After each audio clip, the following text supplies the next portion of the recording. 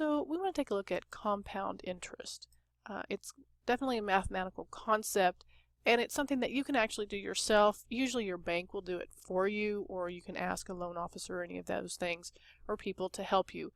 But of course, you're going to have to know how to do it if it's on a test. So we want to figure out how we know which formula to use. And so I've put them on the left-hand side, and you use the A equals if it's compounding periods per year, and you use the A equals PERT, P-E to the R-T, if it's continuous. And so what I think about that is if it's continuous, I'm going to have to use an exponential function.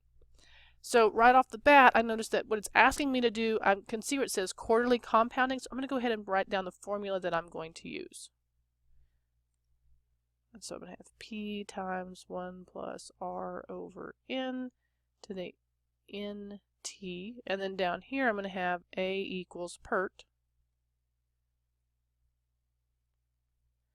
Okay, so now I just need to figure out what are all of my variables. That's always the key. So I need to figure out, it says I've got a sum of 10,000.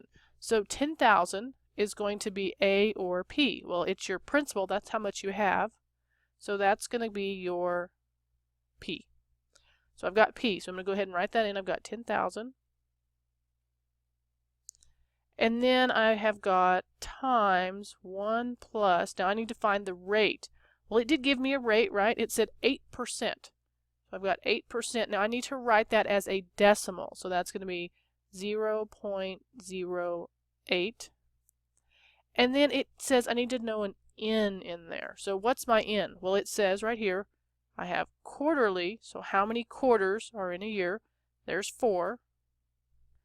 And then I notice on the outside of the parentheses, I have N times T. Well, we just found N. Correct, we had 4. And what is the time frame that we are looking at? Well, the time is 5 years, so I'm going to multiply that by 5. Now, do you need to use a calculator? Yes, I highly recommend that so that you don't accidentally make a mistake. I can show you individual steps if you want as we go through this. So you would have 10,000. I'm going to run out of room, I know I am. 1 plus, and then if you have 0.08 and you divide it by 4, remember you're going to get 0.02. Then I'm going to raise that whole thing to 20. So then I'm going to add that in my calculator. I'm going to raise that. Remember that's the y to the x button to the power. And then I'm going to multiply by 10,000. And it's going to give me 14,859.47. So there's my compounded quarterly. Now what happens if I'm doing the continuous? Well, I've already found all those values, right? I know that P is 10,000. I have E, my rate is the same, so it's 0.08. And I have my time, which is 5 years. So now again, on this one, you have to use the calculator because we have to use that e to the x. So I'm going to have 10,000 e to the 0.4.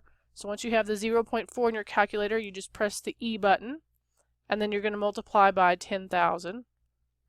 And this time, it's actually going to be just a little bit more. I'm going to get 14,918, and then my cents are going to be 25 cents.